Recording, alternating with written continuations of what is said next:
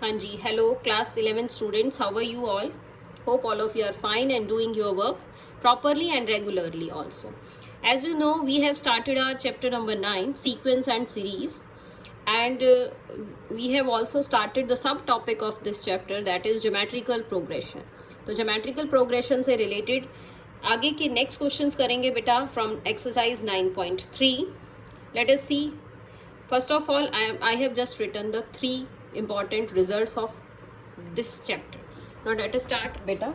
If 3 numbers are in GP, अगर आपको GP में कोई भी 3 numbers लेने पड़ जाएं तो बेटा आप कौन कौन से 3 numbers लेते हैं? A by R, A and AR. But is A is the first term and R is the common difference. तो जब भी आप 3 numbers लेंगे GP के अंदर तो इसी तरह से आप ये 3 numbers लेंगे A by R, A and AR.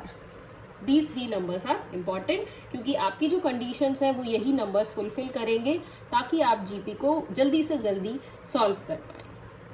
And if you have to take 5 numbers in GP, then the numbers are, क्या क्या numbers लेंगे बेटा हम? A by R square, A by R, A, then AR and AR square. और अगर आपको 4 numbers लेने हो तो 4 numbers are in GP. कौन कौन से 4 numbers हम लेंगे? A by R square, A by R cube, A by R, AR and AR cube. इस तरह से आप 4 नंबर्स लेंगे. इन नंबर्स में बेटा कॉमन रेशो है हमारे पास R, इसमें भी कॉमन रेशो है हमारे पास R, और इसके अंदर जब हम 4 नंबर्स ले रहे हैं तो इनमें जो कॉमन रेशो है वो हमारी होगी R स्क्वायर. यानी देखिए R स्क्वायर से मल्टीप्लाई करेंगे तब ये नेक्स्ट नंबर आएगा, इसको R स्क्वायर से मल्टीप्लाई करेंगे तब ये नंबर आएगा, और नेक्स्ट नंबर के लिए भी किससे मल्टीप्लाई करना पड़ रहा है? R स्क्वायर से ही मल्टीप्लाई करेंगे. और इन नंबर्स में जो कॉमन रेशो रहेगी, इन नंबर्स में कॉमन रेशो हमारी स्मॉल r रहेगी. हाँ, सो देखिए बेटा नेक्स्ट पॉइंट क्या है? Journal sequence in GP. Journal sequence GP में यानी ज्योमेट्रिकल प्रोग्रेशन में क्या सीक्वेंस हमने पढ़ा? A, AR, AR square, AR cube and AR raise to the power and so on. इस तरह से हमने ज्योमेट्रिकल प्रोग्रेशन में जर्नल सीक्वेंस सीखा है. क्या है इसमें? ये फर्स्ट टर्म है.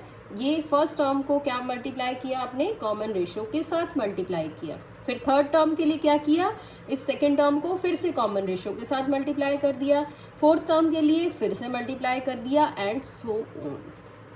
अब इन्हीं रिजल्ट्स के ऊपर बेस्ड बेटा एक्सरसाइज के नेक्स्ट क्वेश्चंस हम कर रहे हैं इस वीडियो में. So I am starting from question number 13. देखिए क्वेश्चन नंबर 13 में क्या कहा आपको? How many terms of this GP. GP क्या है? 3 square, 3 cube and so on are needed to give the sum 120. कह रहा है कि इस सीक्वेंस की आपको कितनी टर्म्स की ज़रूरत पड़ेगी, आपको कितनी टर्म्स की नीड है ताकि जो सम है वो क्या बन जाए? 120 बन जाए. तो बेटा जैसे हमने एपी में सीखा था कि जब भी number of terms find out करनी हो तो आप n एज्यूम कर लेते हैं. तो मैंने क्या लिख लिया? ये सम ऑफ n टर्म्स था, मैंने इसको लिख लिया sum of n terms that is equal to 120. और क्या करेंगे हम? इस क्वेश्चन में n की वैल्यू फाइंड आउट कर देंगे. देखिए अब इस सीक्वेंस के अंदर a क्या है आपका? 3 है. कॉमन रेशो भी आपकी 3 है क्योंकि 3 से मल्टीप्लाई कर करके ही नेक्स्ट टर्म लिखी गई है. So the common ratio is also 3. अब कॉमन रेशो बेटा 3 है और 3 1 से ग्रेटर भी है. तो we are using the formula. कौन सा फॉर्मूला यूज करेंगे सम ऑफ n टर्म्स के लिए? Sn इज इक्वल टू क्या लिखेंगे? A into Rn minus 1 upon R minus 1. ये फॉर्मूला कब यूज़ करना है? जब कॉमन रेशो आपकी 1 से ग्रेटर होगी. तो अब क्या करेंगे नेक्स्ट स्टेप के लिए? इस फॉर्मूले के अंदर A की वैल्यू 3 और R की वैल्यू भी 3 इसमें पुट कर देंगे. तो this you will get 3 into 3 raise to the power n minus 1 upon 3 minus 1 which is equal to 120. क्योंकि ये आपको SN क्वेश्चन में दिया हुआ था कि सम कितना होना चाहिए? 120 हो जाना चाहिए सम. तो इसी को सॉल्व करना है बेटा. ये जो नंबर 3/2 लिखा हुआ है इसको आप शिफ्ट कर लीजिएगा राइट साइड में. क्या बन जाएगा? 2/3. और इसको फिर आप कट कर लीजिए. 3 1 जा एंड 3 4 जा 12 एंड 3 0 जा 0. So what you will get 40 into 2, that is 80, and 3 raised to the power n minus 1 is 80, 1 आप ऐड कर लीजिएगा 81, और 81 को क्या करें 3 की पावर्स में देखिए आप, वैसे तो ये 9 की पावर 2 भी होता है, लेकिन हमें किस तरह से कंपेयर करके लिखना है ताकि आप इनका बेस सेम हो जाए और पावर्स को इक्वेट कर पाए। तो हमने इसको 3 रेज टू द पावर 4 लिखा है, and what you will get the value of n from here is 4, यानी 4 टर्म्स का जो सम है वो क्या बन जाएगा 120 बन जाएगा। चलिए देखिए बेटा नेक्स्ट क्वेश्चन देखते हैं हम। What is the next question, that is question number 14। देखिए क्वेश्चन नंबर 14 की स्टेटमेंट को पहले आप ध्यान से समझिएगा क्या स्टेटमेंट है। The sum of 3 terms of a GP is 16. 3 terms का sum क्या है बेटा 16 है, and the sum of next 3 terms is 128, और next 3 terms का जो sum है वो है 128। तो what you have to find out, determine the first term, common ratio and the sum of first n terms of the GP। आपको क्या क्या फाइंड आउट करना है इस क्वेश्चन में, एक तो आप इसमें फर्स्ट टर्म बताएंगे यानी a फाइंड आउट करेंगे, कॉमन रेशो यानी r फाइंड आउट करेंगे, और sum of n terms of the GP, और GP की n टर्म्स को फाइंड आउट करेंगे यानी SN भी फाइंड आउट करेंगे। अब कोई भी GP हो बेटा अगर, तो हम उसकी जनरल टर्म किस तरह से लिखते हैं, जनरल सीक्वेंस इन GP क्या लिखा जाता है हमारा, यही लिखते हैं हम, लेट द GP बी, क्या ले लिया मैंने geometrical progression, A, AR, AR square, AR cube, AR raise to the power 4 and AR 5 and so on. जितनी टर्म्स की मुझे रिक्वायरमेंट थी मैंने उतनी ही टर्म्स को लिख लिया।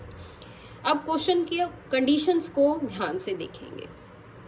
Sum of 3 terms of GP, 3 terms यानी फर्स्ट 3 टर्म्स का सम, फर्स्ट 3 टर्म्स कौन कौन सी ले ली, A first term, second term and third term, ये तीनों टर्म्स हमने यहाँ लिखी, और इनका जो सम है वो क्या है 16 है।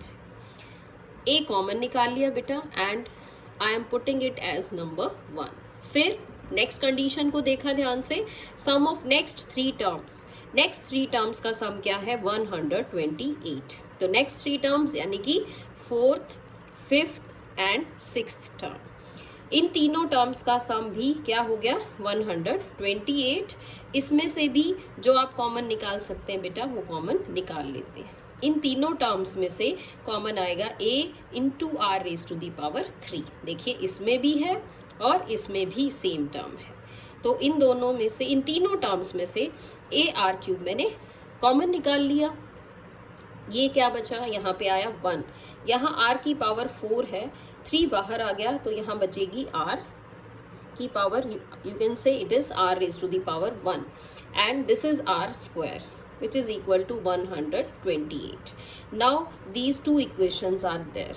अब इन दोनों इक्वेशंस में बेटा या तो आप वैल्यू पुट कर लीजिए, यहाँ से 1 प्लस आर स्क्वायर निकाल सकते हैं आप, क्या आएगा 16/a, या तो वो वैल्यू पुट कर लीजिए, या फिर मैंने क्या किया, जो मेथड मैंने अप्लाई किया मैंने कर लिया 2/1, तो आप 2/1 भी कर सकते हैं। इन दोनों को ही मैंने डिवाइड किया है, जो जो टर्म्स मेरी कैंसिल हो रही हैं वो टर्म्स मैं कैंसिल कर रही हूँ। A से A कट हो गया बेटा, और ये जो ब्रैकेट वाली टर्म थी ये दोनों ही इक्वेशंस में सेम थी, ये भी कट हो गई है। और यहाँ से हमने देखा 128/16, इसको भी कट कर लीजिए, 16 1 जा 16 एंड 16 8 जा 128। तो ये बचा यहाँ से R क्यूब, दैट इज 8। अब इस बार हम क्या देख रहे हैं, इस बार मुझे बेस की वैल्यू फाइंड आउट करनी है, तो मैंने पावर सेम बना ली। 8 को क्या लिख सकते हैं, 2 रेज टू दी पावर 3 लिख पाएंगे, दैट इज R क्या आ गया आपके पास, R is equal to 2, but which is greater than 1, R 2 है और किससे ग्रेटर होगा, 1 से ग्रेटर होगा। तो आप क्या करेंगे, आप A की वैल्यू भी फाइंड आउट करेंगे, या तो इक्वेशन नंबर 1 में पुट कर लीजिए या इक्वेशन नंबर 2 में पुट कर लीजिए। तो बेटा हमने प्रेफर किया है इक्वेशन नंबर 1 में पुट करना। इक्वेशन 1 में मैंने वैल्यू पुट की, मेरे पास A की भी वैल्यू आ गई।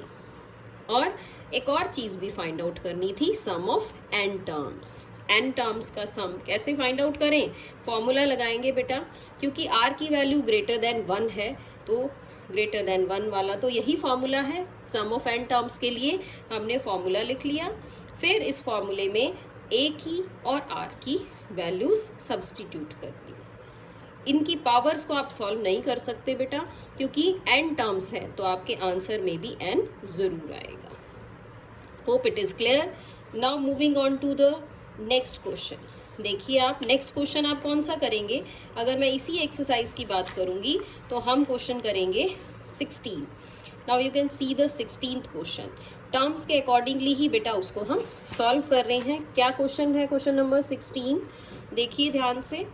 Find a GP in which the sum of two terms is -4 and 15th term is 4 times the third term। तो अगर मैं GP की बात करूं बेटा, टू टर्म्स का सम, तो टू टर्म्स कौन सी हुई, A1 और A2, इन दोनों का सम है -4। और अगर एक और कंडीशन लिखें तो क्या है, fifth term is 4 times the third term, तो मैंने वो भी लिख लिया। फिफ्थ टर्म क्या है मेरी, 4 टाइम्स द थर्ड टर्म, तो ये भी मैंने साथ ही लिख लिया है। अब क्या करें, इनमें से बेटा कॉमन निकालिए a, तो आप इसको सॉल्व कर पाएंगे प्रॉपरली, और साथ ही साथ क्या सॉल्व कर लें, इस दूसरी वाली कंडीशन में भी आप वैल्यूज को पुट कर सकते हैं ताकि आप इसको भी सॉल्व कर लें। यहाँ से जब हमने सॉल्व किया तो हमारे पास जो वैल्यूज आ गई वो r की आएंगी 2 वैल्यूज, तो बेटा इसमें हमें फिर दोनों ही केसेस को लेके चलना पड़ेगा क्वेश्चन को सॉल्व करने के लिए। कौन कौन से 2 केसेस, एक बार हमने r की वैल्यू ली 2, तो r की वैल्यू जब 2 ली है तो यहाँ पे पुट करेंगे, a की वैल्यू आपकी आएगी -4/3, और एक बार जब मैंने r की वैल्यू -2 पुट की तो हमारे पास a की वैल्यू आ गई 4।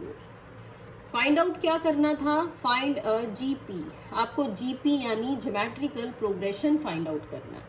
तो 2 ज्योमेट्रिकल प्रोग्रेशन आएंगे इस क्वेश्चन में। एक बार फर्स्ट टर्म लेंगे -4/3 और कॉमन रेशो लेंगे आप 2। तो ए आर ज्योमेट्रिकल प्रोग्रेशन होता किस तरह से है, A R square, A R cube and so on. आपने क्या किया, फर्स्ट टर्म आपकी रही a, फिर हमने लिखा a इंटू आर, फिर ए आर को फिर से r से मल्टीप्लाई यानी 2 से मल्टीप्लाई, फिर से 2 से मल्टीप्लाई। सो इस तरह से ये हमने फर्स्ट जीपी लिख ली। और अब सेकंड जीपी की बात करते हैं। सेकंड जीपी में बेटा a की वैल्यू 4, r की वैल्यू -2, सेम जीपी यही रहेगी। a की वैल्यू रखिए 4, फिर ए आर यानी -2 से मल्टीप्लाई कर दिया, -2 से मल्टीप्लाई किया तो बन गया -8, फिर -2 से मल्टीप्लाई करेंगे तो 16 आ जाएगा, फिर -2 से मल्टीप्लाई करेंगे तो क्या आ जाएगा, -32 आ जाएगा। सो इस तरह से बेटा हम इस क्वेश्चन को कर सकते हैं। कंडीशंस को ही बेसिकली ध्यान से पढ़ना है और कंडीशंस के अकॉर्डिंगली ही a और r की वैल्यू फाइंड आउट करनी है। So let us see the next question, that is question number 17। Question number 17 में कह रहा है बेटा आपको, if the 4th, 10th and 16th term of a GP, एक जीपी है उसकी 4th, 10th और 16th टर्म कौन कौन सी है। जो 4th टर्म है वो है x, जो 10th टर्म है वो है y, और जो 16th टर्म है वो है z। और हमें प्रूव करना है, क्या प्रूव करना है, that x, y and z are in GP, कि जो x, y और z है ये तीनों किसके अंदर है, जीपी में है, यानी कि ज्योमेट्रिकल प्रोग्रेशन के अंदर लिखे हुए हैं। तो कंडीशंस के अकॉर्डिंग A4 को लिखा हमने x, A10 y, A16 क्या बन गया, z बन गया। अब A4 क्या होता है बच्चों, A4 होता है a into R cube, that is x, AR9 that is y and AR15 that is z। और ये क्या लिखा मैंने इसके बाद, ये हमने रिजल्ट पढ़ा है कि if 3 numbers are in GP, अगर आपके पास 3 नंबर्स हैं जीपी में, कौन कौन से नंबर्स हैं, नंबर हैं a, b एंड c, तो आप क्या लिख सकते हो, या तो आप डायरेक्ट इस रिजल्ट को लर्न कर लीजिए, b² = AC, या फिर कैसे लिख सकते हैं आप, अगर जीपी में है तो बेटा कॉमन रेशो सेम होनी चाहिए, यानी A2/A1 = A3/A2। A2। इस तरह से भी हम इसको लिख सकते हैं। What does it mean? It mean B by A is equal to C by B। Cross multiply करेंगे तो यही रिजल्ट आ जाएगा आपके पास। तो आप डायरेक्टली रिजल्ट भी लिख सकते हैं या आप इस तरह से भी शो कर सकते हैं। मैंने क्या किया, मैंने लिखा B square is equal to A C. का मतलब क्या हुआ, अगर मेरे पास 3 नंबर्स हैं जीपी में तो मैं क्या लिख सकती हूँ, मेरे पास आ जाना चाहिए Y square is equal to x Z. तो मैंने एक्स जेड निकाल लिया। एक्स की value A R cube multiplied by the value of z that is A R 15। दोनों को बेटा मल्टीप्लाई कर लिया, A square and R raise to the power 18। और इसको आप लिख सकते हैं a into R raise to the power 9 का होल स्क्वायर। और ये क्या है, ये है आपका y। तो ये आ गया y का स्क्वायर। मीन्स क्या प्रूव किया हमने कि y square is equal to x z. Y square किसके इक्वल आ गया, एक्स जेड के इक्वल आ गया। It means these 3 numbers are in GP. ये जो तीनों नंबर्स हैं हमारे, ये किस में आ गए हैं, ज्योमेट्रिकल प्रोग्रेशन में आ गए हैं। हम इसको जीपी में लिख सकते हैं। So hope it is clear बेटा। जीपी की जो आपकी कंडीशंस होती हैं उसको ध्यान से देखना है, तभी आप क्वेश्चंस कर पाओगे। Now one more important type is left here. This question number 18, this is very much important type question है आपका। आपको SN फाइंड आउट करना है। What is SN? SN is sum of n terms। sum of n terms find out करना चाह रहे हैं बेटा। sum of n terms किसकी, इस सीक्वेंस की। क्या है सीक्वेंस आपका, 8 plus 88 plus 888 up to n terms. कैसे फाइंड आउट करें हम इसको, सबसे पहले बेटा इसके स्टेप्स को फोकस करना। सबसे पहले हमने जो भी नंबर आपको नज़र आएगा, 8 है तो मैंने इस 8 को बाहर निकाल लिया। 8 को जैसे ही कॉमन निकाला, यहाँ आपके पास क्या आया, 1, फिर आया 11, फिर आया 111 अप टू n टर्म्स। अब इस 1 को मैंने क्या करना है, 9 में चेंज करना है। जैसे कॉमन आ गया ना 8, ऐसे ही हम इस 1 को 9 बना सकते हैं। कैसे बनाया, 9 से ही डिवाइड कर लिया बेटा, और 9 से सभी टर्म्स को मल्टीप्लाई भी कर लिया है। सो ये स्टेप आ जाएगा इसके बाद। अब 9 को कैसे लिखना है हमने, 9 को मैं लिख सकती हूँ 10 माइनस 1, 99 को मैं लिख सकती हूँ 100 माइनस 1, और 999 को मैं लिख सकती हूँ 1000 minus 1 up to n terms. So the next one is, अब मुझे इस पूरी टर्म्स को सॉल्व करना है, तो मुझे क्या करना पड़ेगा बेटा, लाइक टर्म्स को कंबाइन करना पड़ेगा। लाइक टर्म्स का मतलब समझते हैं आप, कि जो एक जैसी आपको नज़र आ रही है। इसमें एक जैसी क्या नज़र आ रही है, 10, 100, 1000, ये तो एक जैसे टाइप की नज़र आ रही हैं। -1, -1, -1, ये भी बहुत बार नज़र आ रहा है, यानी n टर्म्स तक नज़र आ रहा है। तो मैंने बेटा इन टर्म्स को अलग कर लिया और 1 वाली टर्म्स को अलग से लिख लिया है। अब आप चाहें तो इस टर्म को, इस सीक्वेंस को इस तरह से लिख सकते हैं। This is 10 raise to the power 1, 10 raise to the power 2, 10 raise to the power 3 up to n terms. और ये क्या है, 1 इंटू n, यानी 1 को कितनी बार मल्टीप्लाई किया है, n टाइम्स मल्टीप्लाई कर दिया। नाउ यू कैन सी बेटा, this is a GP. GP means this is a geometrical progression. और ज्योमेट्रिकल प्रोग्रेशन कैसा है कि इसमें फर्स्ट टर्म है 10, जो कॉमन रेशो है वो भी है 10, विच इज़ ग्रेटर देन 1 से बड़ी है, तो फॉर्मूला आपके आगे लिखा होगा। ये फॉर्मूला हम इसमें यूज़ करेंगे। a की वैल्यू 10, r की वैल्यू भी 10 हमने इसमें पुट कर दी है फॉर्मूले में। और फिर क्या किया बेटा, फिर हमने 8/9 दिस वैल्यू को नेक्स्ट स्टेप में क्या किया, नेक्स्ट स्टेप में ये जो 8/9 है, इस 8/9 को मल्टीप्लाई करके अलग अलग लिख दिया है। इसी सेम टाइप का एक और क्वेश्चन हमारे पास है, डेसिमल फॉर्म में अगर दे रखा हो तो कैसे लिखा हुआ है, SN is equal to 0.6, 0.66, 0.666 up to n terms. The method और द प्रोसीजर इज सेम। जैसा हमने फर्स्ट के लिए किया था, क्या किया था फर्स्ट के लिए कि 8 नज़र आ रहा था तो 8 कॉमन निकाल लिया था। इसमें हमें क्या दिख रहा है, इसमें मुझे 6 नज़र आ रहा है तो मैंने इसमें से 6 कॉमन निकाल लिया। यहाँ क्या बचा 0.1, 0.11, 0.111 अप टू n टर्म्स। तो 0.1 में फिर क्या किया बेटा, सेम प्रोसीजर से 9 मल्टीप्लाई कर लिया और 0.9 को अब क्या लिखा, यहाँ पे 9 था तो 9 को मैंने लिखा था 10 - 1, अब है 0.9 तो मैंने लिखा 1 - 0.1। तो इस तरह से इसको सब्ट्रैक्ट करके बेटा इस क्वेश्चन को भी लाइक दिस क्वेश्चन आप सॉल्व कर सकते हैं। The main difference is the decimal places, but these both questions are very important from examination point of view also. So please do this question and revise all the questions of this exercise. That's all for today in this video. Till then, stay home, stay safe beta, and keep doing your work. Thank you and have a nice day. Thanks a lot.